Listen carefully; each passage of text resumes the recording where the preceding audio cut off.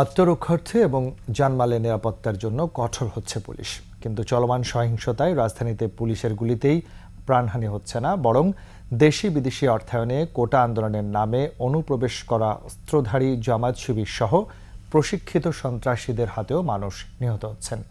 এমন তথ্য জানিয়েছেন ঢাকা মহানগর পুলিশের ডিবির অতিরিক্ত কমিশনার হারুনুর রশিদ। এদিকে ঢাকা মেডিকেল কলেজের ফরেনসিক বিভাগের প্রধান জানিয়েছেন 20-এর অধিক মৃতদেহের ময়নাতদন্ত হয়েছে। তাফসির হাসানের ক্যামেরায় দীপু শিকদারের প্রতিবেদন। কোটা আন্দোলনের নামে ধারাবাহিকভাবে চালানো হয় ব্যাপক সহিংসতা। রাষ্ট্রীয় গুরুত্বপূর্ণ স্থাপনাগুলোতে একের পর এক চালানো হয়েছে নাশকতা। দুর্বৃত্তদের দমাতে দফায় দফায় সংঘর্ষ হয় আইন শৃঙ্খলা রক্ষাকারী বাহিনীর সঙ্গে। এসব ঘটনায় সাংবাদিক, পুলিশ আর সাধারণ মানুষ প্রাণ হারিয়েছেন। ঘটনাস্থলে নিহত হয়েছেন অনেকে, আবার গুরুতর জখম হয়ে চিকিৎসা নিতে আসা অনেকে হাসপাতালে মারা গেছেন। নিয়ম অনুযায়ী ময়নাতদন্তের জন্য ঢাকা মেডিকেল কলেজ সহ বিভিন্ন হাসপাতালে নেওয়া হয় এসব মরদেহ। ঢাকা মেডিকেল কলেজ হাসপাতালের ফরেনসিক বিভাগের প্রধান বলছেন, সুরতহাল শেষে এসব মরদেহ ময়নাতদন্ত হচ্ছে। কিছু কিছু বডি আছে যেগুলি মাস বিটিং বলি, বডির বিভিন্ন জায়গায় ইনজুরি ছিল, তারপর ব্লান্ট ট্রমা ছিল হেডে, এসব কারণে মারা গেছে। আবার কিছু কিছু বডি পাইছে আমরা বুলেট ইনজুরি, তার মধ্যে কিছু বুলেট ছিল, পিস্তল। গোয়েন্দা পুলিশ বলছে, দেশি বিদেশি উস্কানি এবং অর্থায়নে সহিংসতায় যুক্ত হয়েছে দেশবিরোধী অপশক্তি।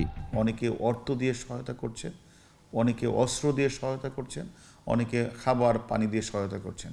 এবং কারা অর্থ দিচ্ছেন, কারা খাবার দাবার সাপ্লাই দিচ্ছেন, কারা এগুলিতে ইন্ধন দিচ্ছেন, আমরা সবারই নাম্বার আমরা পেয়েছি। আমরা যাদেরকে গ্রেপ্তার করেছি তারাও বলেছে বাহিরের ইন্ধন আছে, এবং তাদের যে কথোপকথন, সেই কথোপকথনও আমরা পেয়েছি, তারা বাহির থেকে এখানে প্যাট্রোনাইজ করছে। এই গোয়েন্দা কর্মকর্তার দাবি, পুলিশ নয় বরং দুর্বৃত্তরাই মানুষ হত্যা করছে। সমস্ত জায়গাগুলিতে তারা আগুন লাগাচ্ছে এবং পুলিশ সদস্যদেরকে তারা মেরে হত্যা করছে, এরকম অবস্থায় তারা নিয়ে গেছে। আমরা সেক্ষেত্রে আমাদের কোনো পুলিশ সদস্য ইন্টেনশনালি কারোর উপর কিন্তু কোনো গুলিও বর্ষণ করছেন না এবং কাউকে মারপিটও করছেন না, কিন্তু আমরা আত্মরক্ষার্থে আমরা আমাদের অবস্থানগুলি ধরে রাখার চেষ্টা করছি। সাবোটাজ করার জন্য জামাত শিবিরের একটি চক্র পুলিশ সদস্য নাকে সাধারণ মানুষকে তারা হত্যা করেছে, আহত করেছে, এবং সেইগুলির আমরা এই অসংখ্য জামাত শিবির সদস্যের নামও পেয়েছি। প্রায় 60 থেকে 70 জনকে আমরা স্পট থেকে গ্রেপ্তারও করেছি। তবে এমন নাশকতাকারীদের ছাড় নয় বলে জানান তিনি। দীপু শিকদার, 21 টেলিভিশন, ঢাকা।